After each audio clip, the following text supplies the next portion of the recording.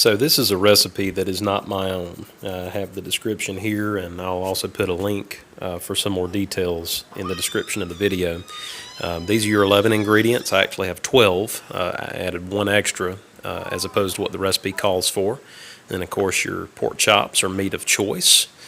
And what I'm going to do is just show you as I combine each one of the ingredients to show you how much to put into each one so that I don't have to throw in a lot of graphics on this video. And then that way hopefully you can replicate this if it's something you choose to do. I mean, this is just a phenomenal recipe. Coffee rub cowboy style pork chops. First thing you do is put in a teaspoon of garlic powder. And then you add in a teaspoon of onion flakes. Next, you put in a half teaspoon of oregano. Next is 2 tablespoons of brown sugar, which of course I use in all of my barbecue sauces. A half teaspoon of chili powder. Doesn't really provide too much of a kick. 1 tablespoon of coffee. Usually I put in fresh ground. 1 tablespoon of paprika, which gives it a good little flavor. A half teaspoon of pepper, or as much as you feel like you need to. And then I also add in about a half to a full teaspoon of garlic pepper. I really love the way garlic pepper tastes in different meats like this.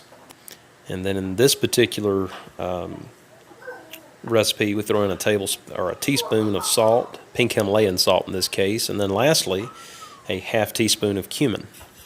And then you grind it up really well. Of course, your brown sugar, you know, if it's not pre-crushed, it's a little crystallized, and have to fast forward through this sequence so that you don't get bored watching me stir.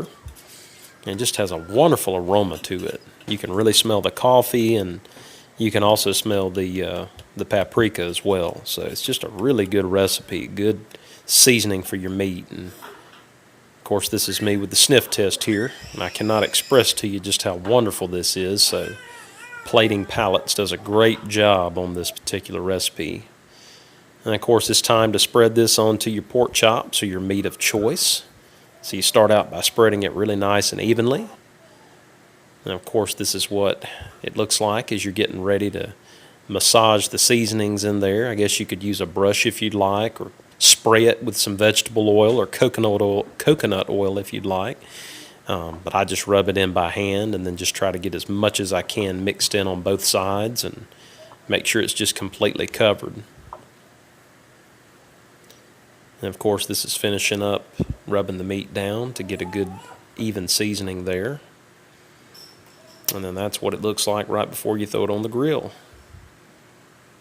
So very, very good smell to it. Now, of course, this was for my son's 5th birthday party, so we had several other meats cooking. I think it took somewhere around 15 to 20 minutes at a reasonable heat. So I hope you enjoy it. It is an absolutely wonderful recipe. Plating Palates.